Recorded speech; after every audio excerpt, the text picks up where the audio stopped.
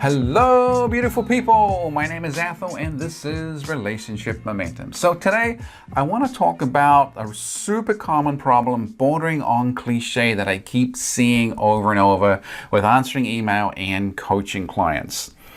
And that's the situation where you have the husband who has sort of the high performance job, the big job, longish hours, a lot of stress, a lot of time, a lot of energy, coupled with the wife who is the stay-at-home mom at home with the kids, meant to be doing the cooking and the cleaning. And on the surface, that's all fairly equitable. He does the work thing, she does the home thing. It's 50-50. It all plays out pretty well. And that can work really good for a lot of people.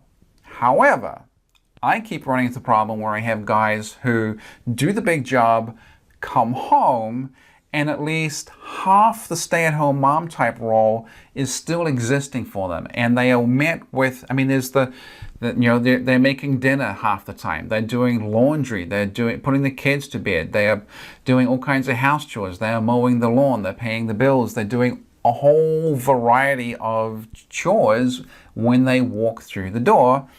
Plus, it is coupled with her not being all that happy to see them. She's cranky, she's angry, she's irritable, she's just worked up all the time, not terribly affectionate, rude, obnoxious, and you can bet, once you have all those factors together, there's not a heck of a lot of sex happening either.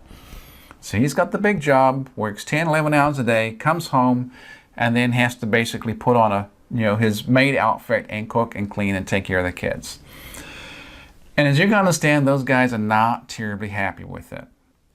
And one of the things that I talk about when they first come to me is like, okay, well, you have to rebalance this.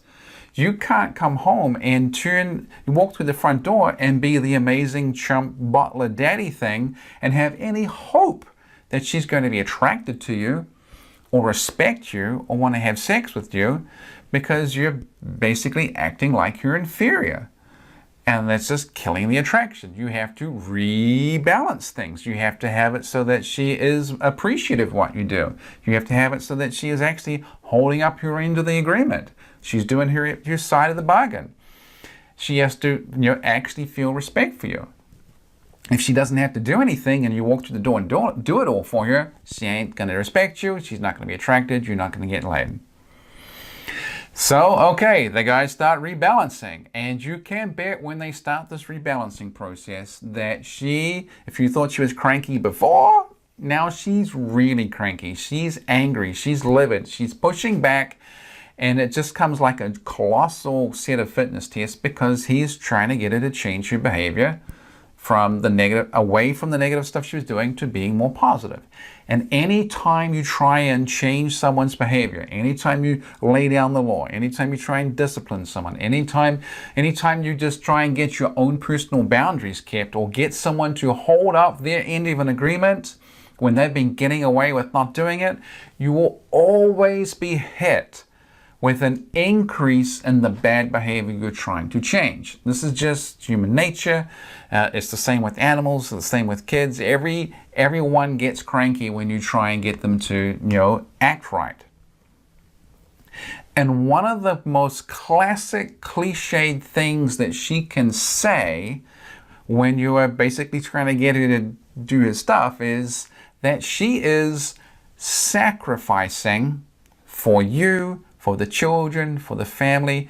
She is sacrificing by being a stay-at-home mom, and therefore you have to put her up on a pedestal, treat her better, defer to her, give her anything she wants, when she wants it, how she wants it, and you can't make any demands of her because she is living this sacrificial life for you and everyone.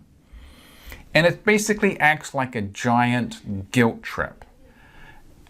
And typically what I say to the guys when I talk to them is, when you hear this "I'm sacrificing" line, you need to immediately turn it around and say, oh my God, you shouldn't be sacrificing. I don't actually want you to sacrifice. I don't want you to feel bad and cranky and miserable that you have to do this role that is hurting you so much and taxing your energy so much and making you miserable and sad and depressed.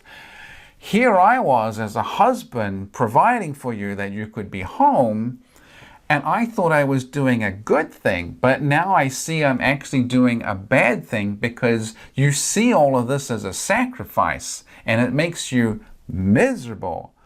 Oh, honey, you don't have to sacrifice anymore. It's totally okay if you get a job. And at that point, usually their eyes bug out. They don't know what to say.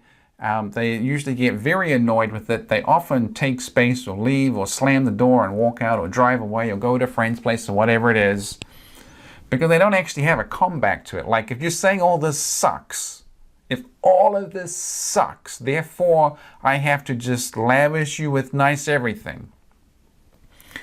Well, it doesn't have to suck anymore. You don't have to sacrifice. You can just go get a job. We'll figure out a way to do it all. We'll get a nanny in the morning. We'll get a cleaning person in every week or so. You know, we'll take turns doing the chores, which for me is no different because I do half of them anyway. Fireworks. Okay, so, because when it comes down to it, it's not a sacrifice. It's a choice. And if you got to understand too, when you say go get a job, they do not want to go get a job because being at home is pretty nice. Being at home is pretty nice. It's not a sacrifice. It's a choice. And if it's a choice that she's making, that means she needs to own the choice and be responsible for doing it a little more upbeat and optimistically, a little more happy, a little more joyful, and actually holding up a little bit more of her end of the bargain. As yet, I've never seen a wife that's been hit with the suggestion of go get a job. Now, when they've been playing that big sacrifice line, has actually said, yeah, you know, I actually want to get a job. This is just not for me. And even if they do, that's fine. I'm sure there's a way to work through it all.